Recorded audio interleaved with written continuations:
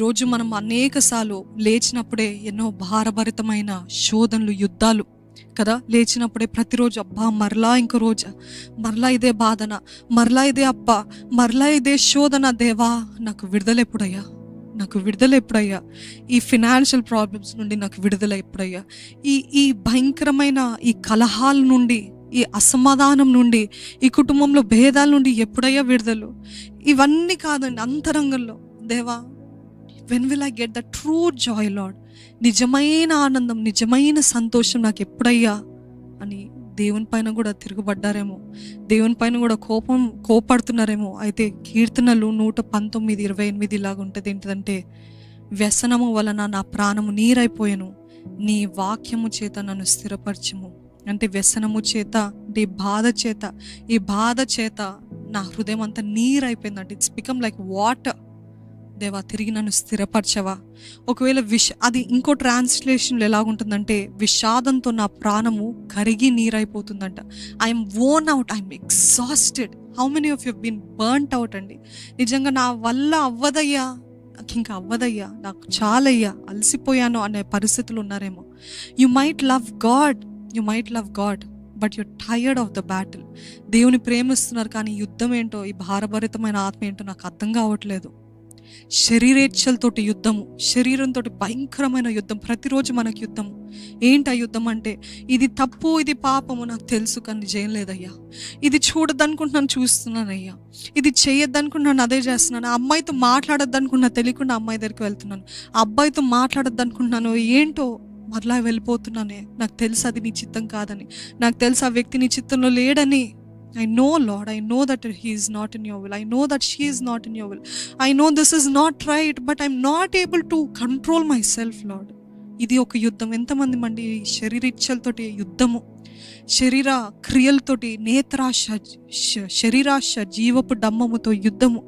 దావీదే మనకి సరైన example. He loved God more than anybody. దావీదు ఎంతగా ప్రేమించాడండి దేవుణ్ణి. యవన కాలంలో కూడా పాపం చేయలేదు.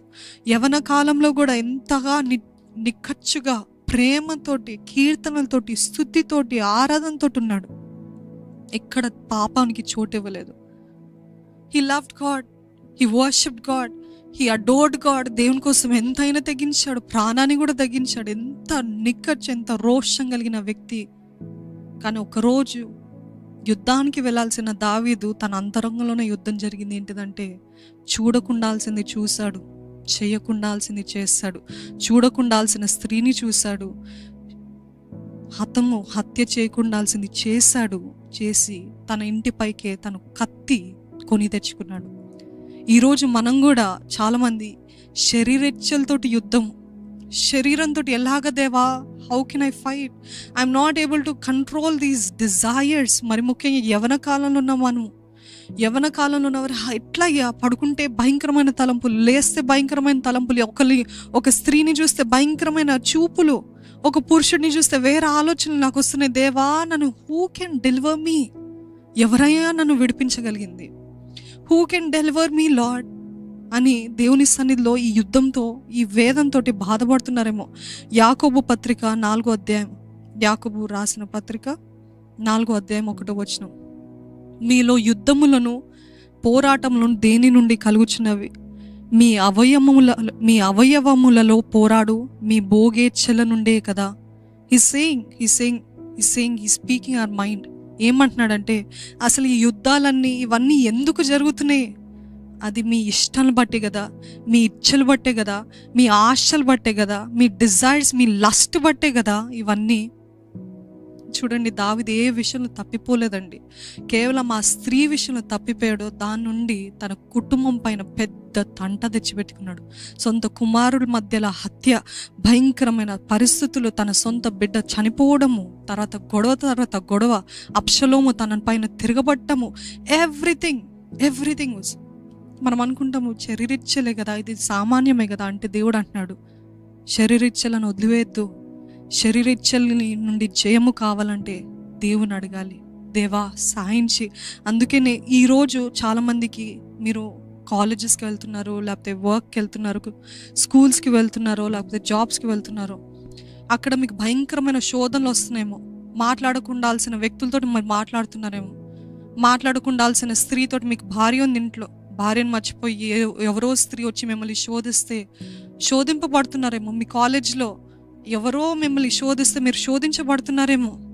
మీ వర్క్ ప్లేస్లో, లేకపోతే ఎక్కడ పని చేస్తున్నారో, ఎక్కడున్నారో మీకు తెలుసు అది దేవుడిది కాదు, ఇది దేవుడి నుంచి వచ్చిందని కాదు. కానీ వాళ్ళు ఏమనుకుంటారులే. ఆ రోజు బెత్షెబా కూడా తనకి ఇంకా ఆప్షన్ లేదు. తనకి తెలుసు అది దేవునికి ఇష్టమైంది కాదు, అది తన భర్తకి విరుద్ధం అని తెలుసు. బట్ రాజు చెప్పాడు కదా, ఏమనుకుంటారులే, అయిపోతుందిలే, రాజు చెప్తే చేయాల్సిందే కదా. Obviously nobody has any authority over a king command చేస్తే కింగ్ చెప్పిందే చేయాలి. ఆ రీతి ఒకవేళ బెత్షెబా స్థానంలో ఉన్నామేమో మనం. వాళ్ళు నన్ను శోధిస్తున్నారు, వాళ్ళు నన్ను ఎంతగానో టెంప్ట్ చేస్తున్నారు, వారి మాటలతోటి, వారి క్రియలతోటి, వారి చూపులతోటి నన్ను టెంప్ట్ చేస్తున్నారు, నన్ను శోధింపజేస్తున్నారు అని అంటే దావీదుని మర్చిపోకండి దయచేసి.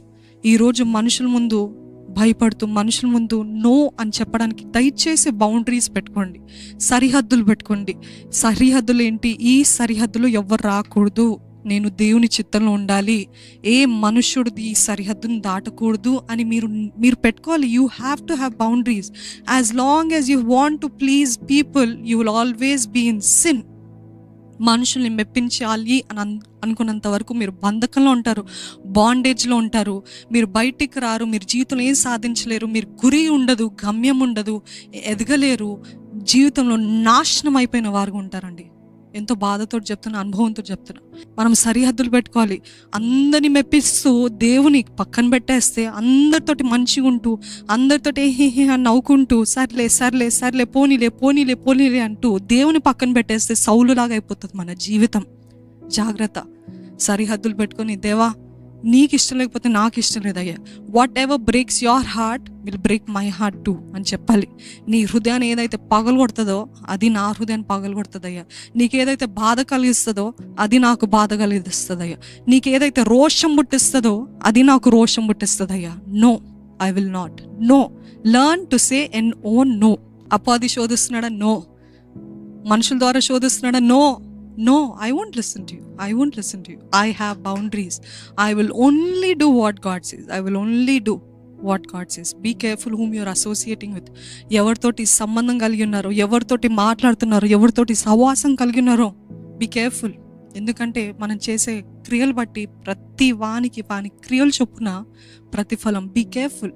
ఎందుకంటే భయము, గిల్ట్, అపరాధ భావము, కాండమ్నేషన్ ఇవన్నీ ఎందుకు వస్తాయి అంటే చేయకుండాల్సినవి చేసి అప్పుడు తర్వాత బాధపడటం కాదు. కానీ when we put boundaries, when we say no, that's enough, no I cannot అని చెప్పినప్పుడు నిజంగా దేవుడు మహిమపరచబడాలి, మనము కూడా అధిక మహిమలోకి నడిపించబడతాం.